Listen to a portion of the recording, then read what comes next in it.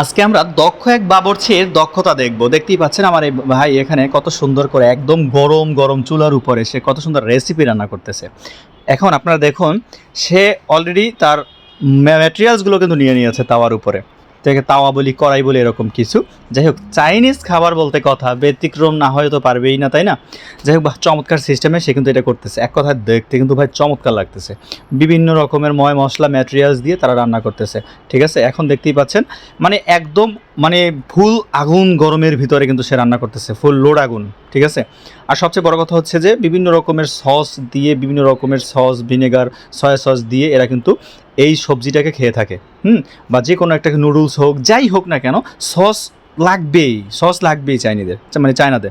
তো ব্যাপারটা হচ্ছে একটু অন্যরকম। যাই হোক, আপনারা দেখতে থাকুন, দেখতে কিন্তু একদম ফুলফিল ভাই ভালো লাগছে। কিন্তু খাবারটা আমাদের খাবার প্রযোজ্য কতটুকু, যোগ্য কতটুকু সেটা বলতে পারবো না। কিন্তু একটা জিনিস দেখেন, ওদের এই রেসিপিটা দেখলে সত্যি ভাই একটা অমানুষই একটা ব্যাপার স্যাপার এরকম কিছু। যাই হোক, কেমন লাগলো রান্নাটা অবশ্যই জানাবেন।